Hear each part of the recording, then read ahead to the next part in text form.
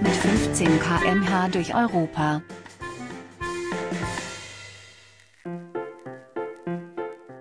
»38. Reisetag. Freitag, 22. Juni 2018. Unterwegs am Eurovelo 6 Radweg. Frankreich. 1110 Kilometer liegen hinter mir, seitdem ich am 24. Mai 2018 vom Campingplatz in La Boule-Escoblac losgefahren bin.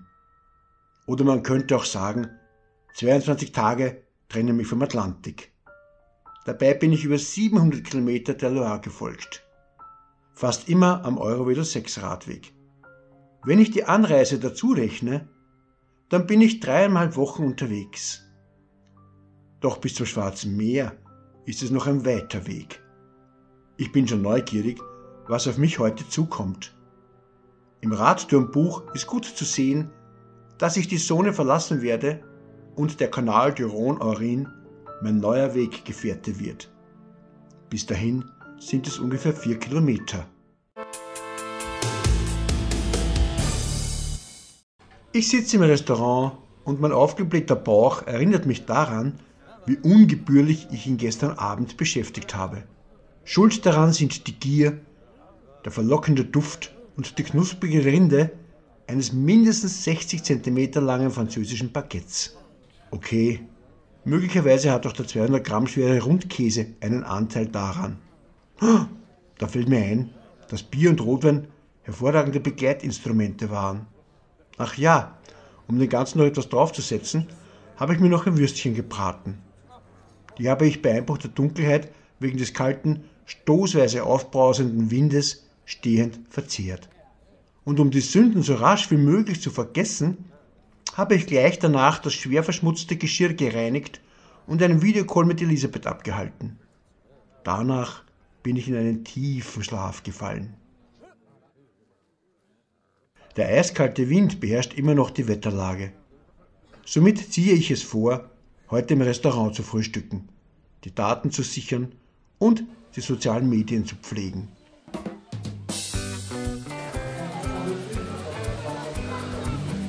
Der Standort begeistert mich, denn gleich nebenan gibt es einen Tisch mit Bänken, den ich bei angenehmen Witterungsverhältnissen sicher benutzt hätte. Jetzt, zur Mittagsstunde, ist es an der Zeit zu packen. Zuvor hole ich aber noch Wasservorrat von den Sanitäranlagen. Von Saint-Jean-de-Launay nach Hébergement La Rance.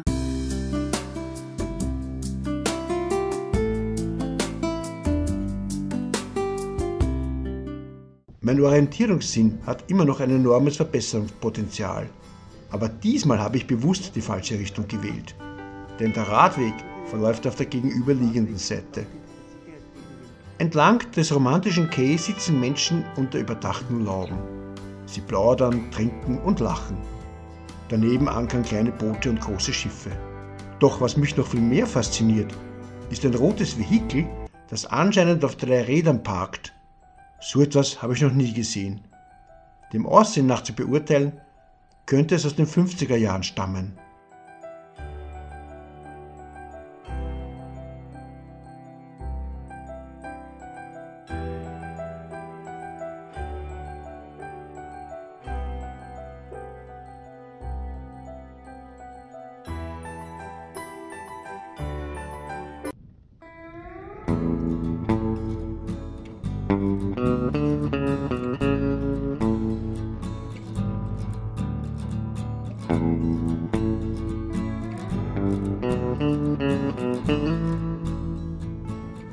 Ah, da ist der Campingplatz, wo ich übernachtet habe. Ein Blick auf Garmin verrät, dass ich 4 Kilometer gefahren bin.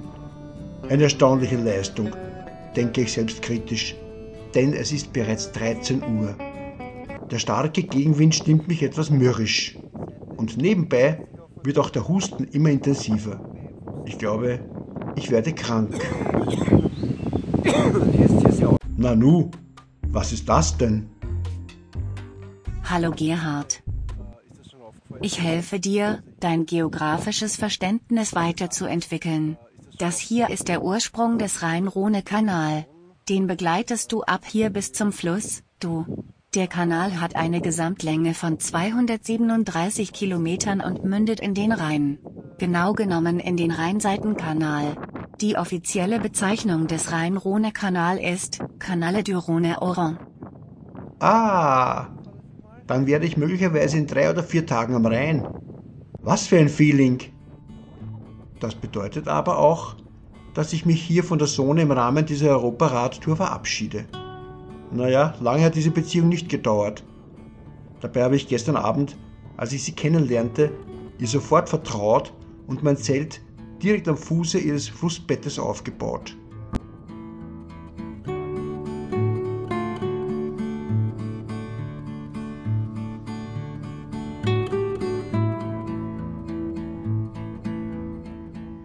Es ist 13:15 Uhr. Gleich von Beginn an wird mir der Canal du Rhône-Oron äußerst sympathisch. Denn an seinen Ufern blühen allerlei Pflanzen, die mit dem Vogelgezwitscher ein Ambiente schaffen, das meine Seele zutiefst befriedigt. Unterwegs am Canal du Rhône, wie mit einem Fingerschnipp, ist der Wind weg, der vorher noch so heftig geweht hat, vor wenigen Augenblicken. Und dem Kanal, meinem Urteilsvermögen noch zu folgen, fahre ich jetzt Fluss oder Bach aufwärts, je nachdem wie man es bezeichnen mag, weil wie komme ich drauf? Ja, im Grunde genommen schließe ich das Gerhard, darauf, dass stopp. die einzelnen... Du unterliegst einem großen Irrtum. Der Kanal entspringt der Saône und fließt daher abwärts. Also wie komme ich drauf? Wie komme ich auf diese Feststellung?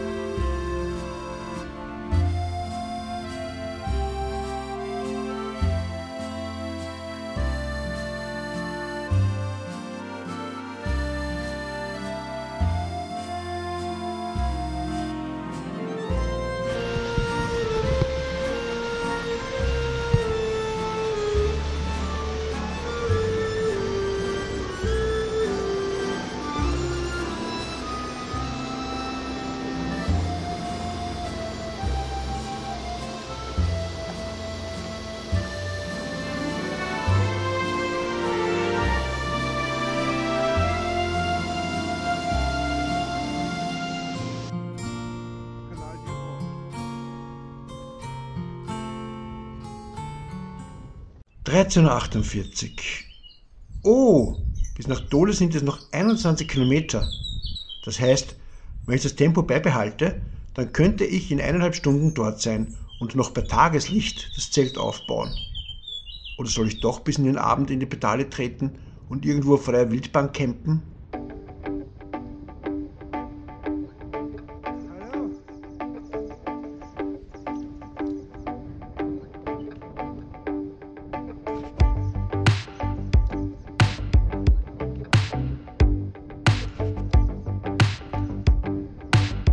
Aha, da endet das Gebiet mit der Bezeichnung Département de la Côte d'Or. Gleichzeitig beginnt das Département Jura.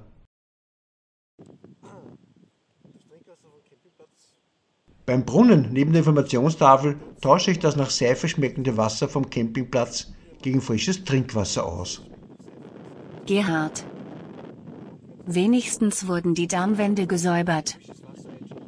Und woher weißt du, ob der Brunnen Trinkwasser spendet?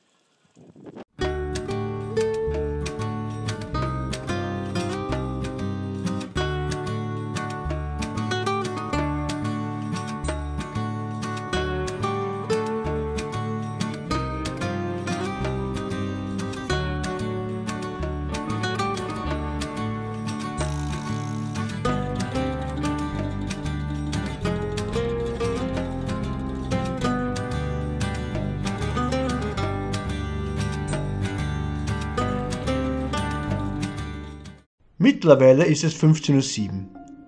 Im Supermarkt hebe ich etwas Bargeld ab und kaufe damit Tomaten, Bananen, Süßigkeiten, eine Seife, ein Baguette und ein paar andere nützliche Dinge. Nach einem kurzen Imbiss, wir reden über 20 Minuten, geht es weiter. Von dans Paris nach Choisy.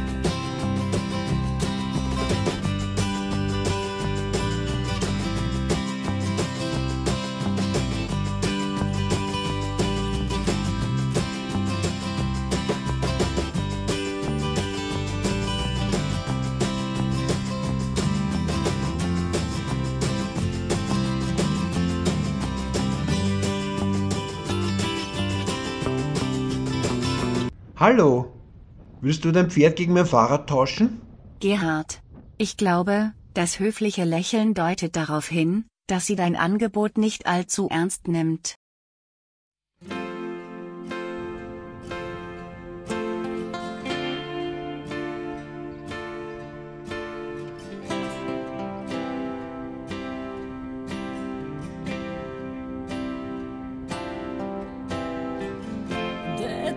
Tu llanto es señal de los tiempos.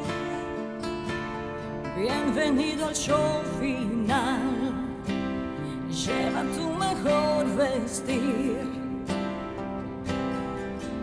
No intentes sobornar al portero. Cuando vayas camino del cielo, Santa nunca ha sido.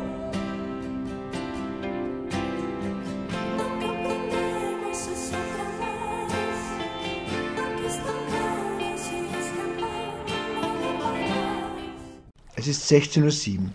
Ich bin in Dole. Hier suche ich jetzt einen Campingplatz. Google Maps am Smartphone wird mir dabei helfen, oder? Weißt du, Gerhard, hier in Dole kommen sich der Canale de Rhône-Oron und die Doubs sehr nahe. Im Jahr 1422 war Dole Hauptstadt der Freigrafschaft Burgund. Die Universität dieser Stadt ist weltberühmt.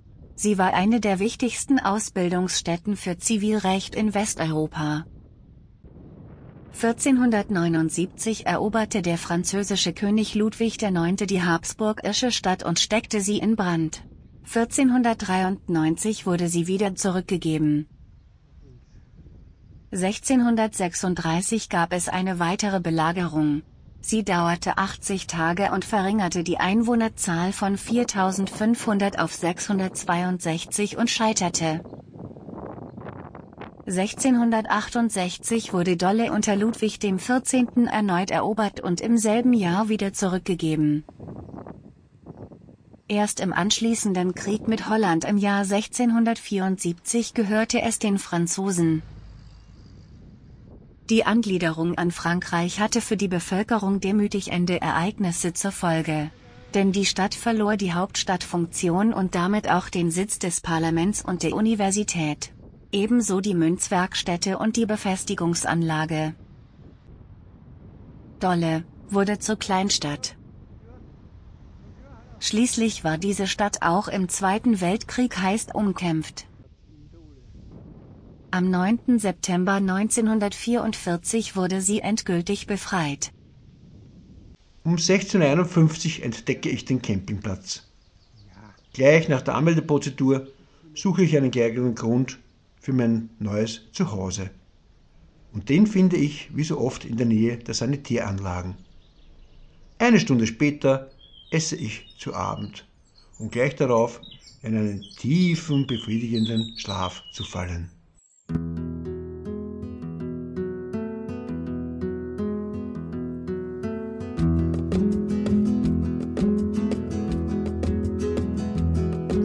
Yo sé que no vendrás, por eso ya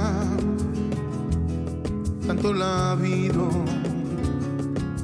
dejar un nuevo amor, tanto mejor, ahí como el mío, dejar y la vive ahí en ese mundo de tristeza, dejar y la vive ahí mi manera.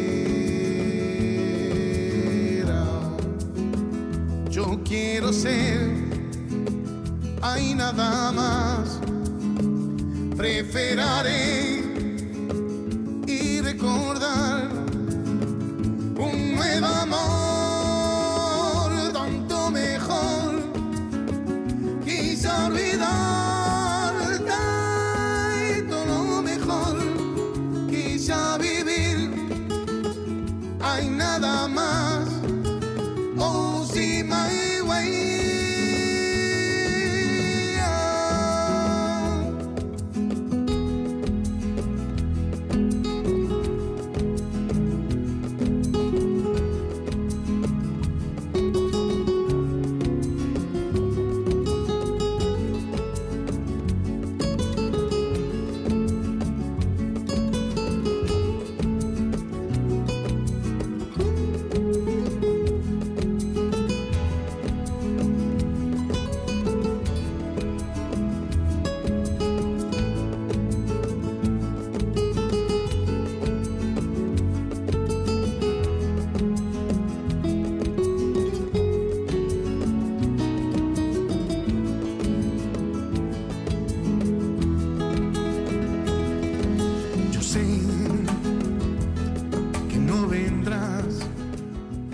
Willst du wissen, was am nächsten Reisetag passiert?